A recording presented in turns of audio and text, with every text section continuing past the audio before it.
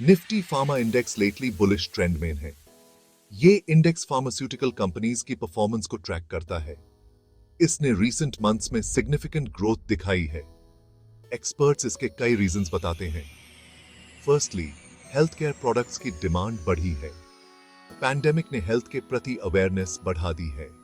लोग health care और pharmaceuticals में इन्वेस्ट करने के लिए ज्यादा इंक्लाइंड हैं।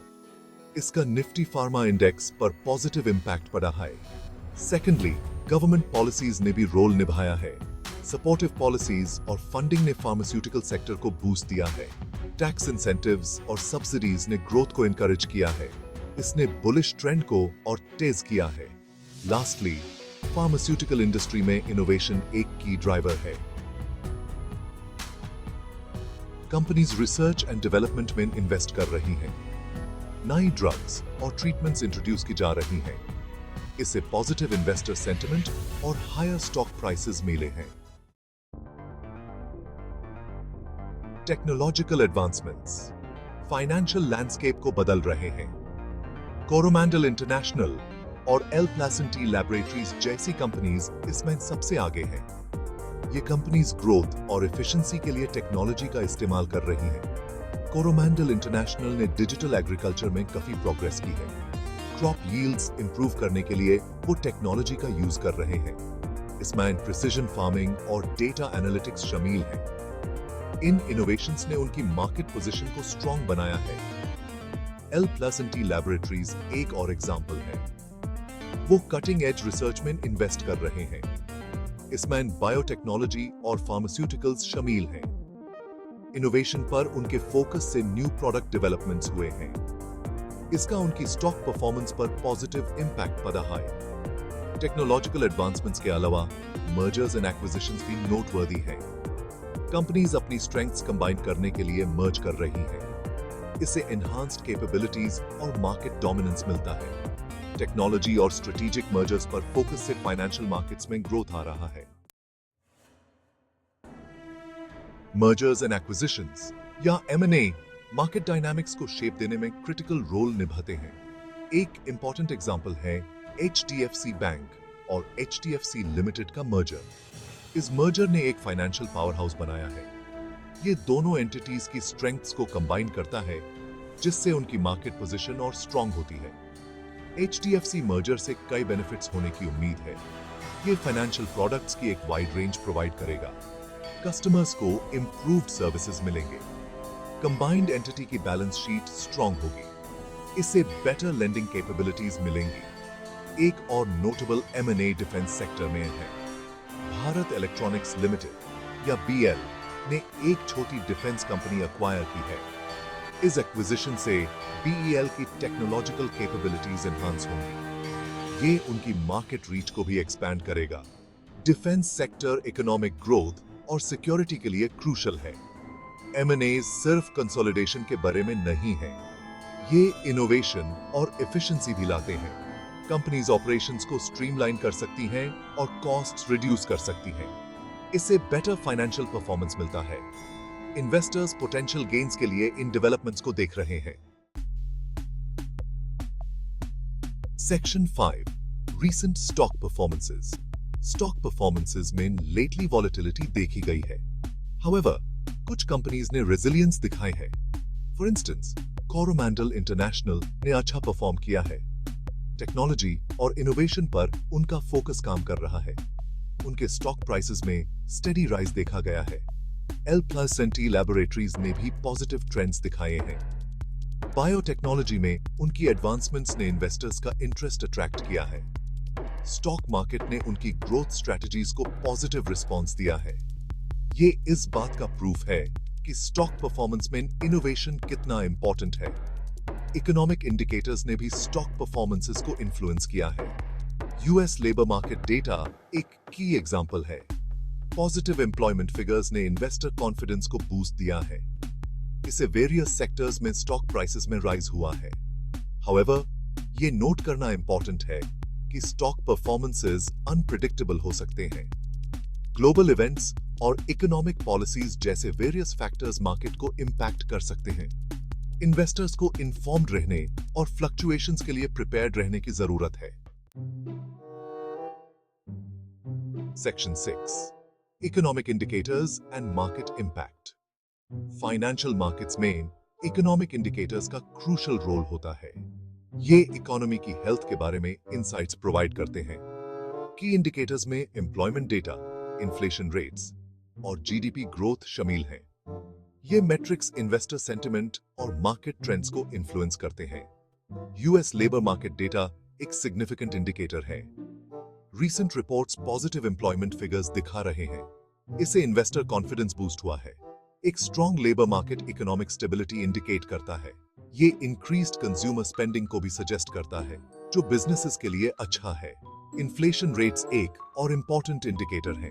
हाई इन्फ्लेशन से हायर इंटरेस्ट रेट्स हो सकते हैं। ये बोरोइंग कॉस्ट्स और कंज्यूमर स्पेंडिंग को इम्पैक्ट कर सकता है। इन्वेस्टर्स सेंट्रल बैंक एक्शंस का अंदाजा लगाने के लिए इन्फ्लेशन डेटा को क्लोजली वॉच करते हैं। इन्फ्लेशन ट्रेंड्स स्टॉक प्राइसेस को सिग्निफिकेंटली अफेक्ट कर सकते हैं। जीडीपी ग्रोथ शायद सबसे कॉम्प्रिहेंसिव इंडिकेटर है। ये ओवरऑल इकोनॉमिक परफॉर्मेंस को रिफ्लेक्ट करता है। पॉजिटिव जीडीपी ग्रोथ एक हेल्थी इकोनॉमी सिग्नल करता है। ये इन्वेस्टमेंट अट्रैक्ट करता है और मार्केट ग्रोथ को ड्राइव करता है। Conversely, negative GDP growth market downturns का कारण बन सकता है। Section 7. Global political tensions. Global political tensions का फाइनेंशियल मार्केट्स पर प्रोफाउंड इंपैक्ट हो सकता है। जियोपॉलिटिकल इवेंट्स अक्सर अनसर्टेनिटी क्रिएट करते हैं। इससे मार्केट वॉलेटिलिटी आ सकती है। इन्वेस्टर्स ऐसे टाइम में कॉशियस हो जाते हैं।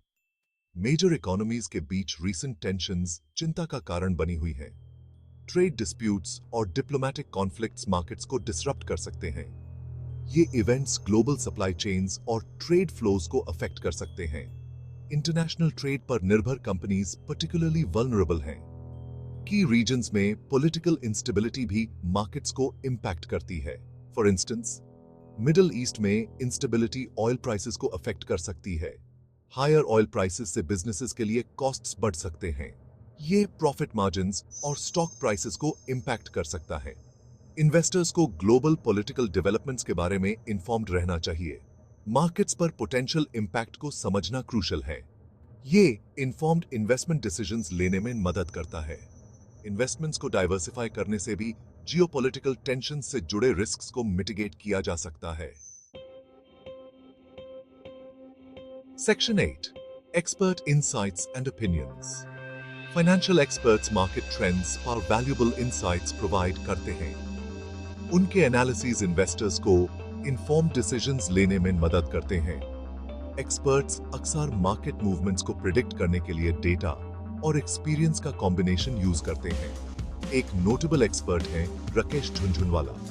वो अपने अस्तूते मार्केट प्रिडिक्शंस के लिए जाने जाते हैं।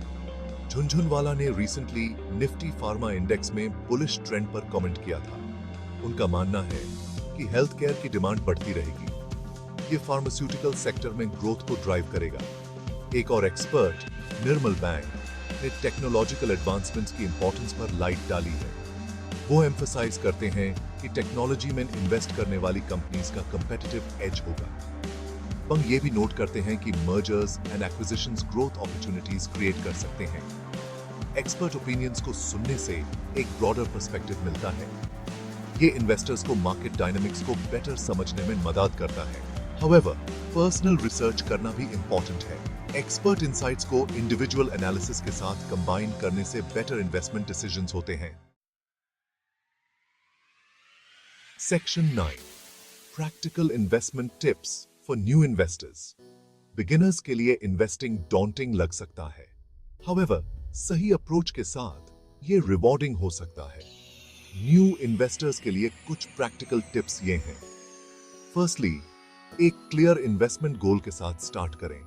समझें कि आप क्या अचीव करना चाहते हैं। ये वेल्थ एक्यूमुलेशन, रिटायरमेंट प्लानिंग या एजुकेशन के लिए फंडिंग हो सकता है। एक गोल होने से आपके इन्वेस्टमेंट चॉइसेस को डायरेक्शन मिलेगी। सेकेंडली, अपने पोर्टफोलियो को डाइवर्सिफाई करें। अपना सारा पैसा एक एसेट में ना लगाएं। अपने इन्वेस्टमेंट्स को डिफरेंट सेक्टर्स और इंस्ट्रूमेंट्स में स्प्रेड करें। ये रिस्क को रिड्यूस करता है और रिटर्न्स की पोटेंशियल को बढ़ाता है।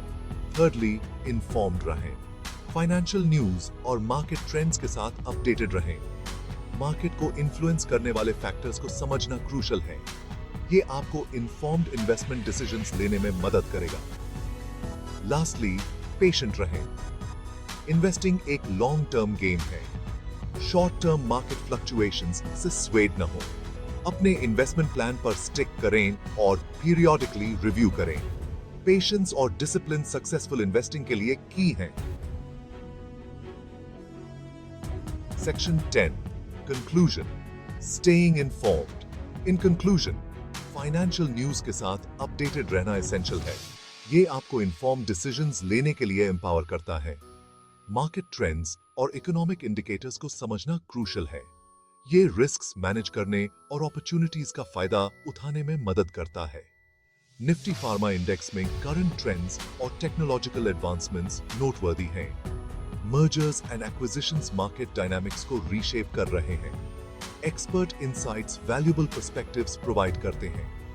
ग्लोबल पॉलिटिकल टेंशंस के बारे में इन्फॉर्म्ड रहना भी इंपॉर्टेंट है। न्यू इन्वेस्टर्स के लिए प्रैक्टिकल टिप्स रास्ता दिखा सकते हैं। क्लियर गोल सेट करना, इन्वेस्टमेंट्स को डाइवर्सिफाई करना, इन्फॉर्म्ड रहना और पेशेंट रहना की स्ट्रैटेजीज हैं। इन प्रिंसिपल्स को फॉलो करके आप फाइनेंशियल मार्केट्स को सक्सेसफुली नेविगेट कर सकते हैं। इन्फॉर्म्ड रहना सिर्फ न्यूज पढ़ने के बारे में नहीं है। इसमें इंफॉर्मेशन को समझना और एनालाइज करना शामिल है। ये आपको फाइनेंशियल स्टेबिलिटी और ग्रोथ के लिए प्रिपेयर करता है। फाइनेंस की डायनामिक वर्ल्ड में नॉलेज ही पावर है।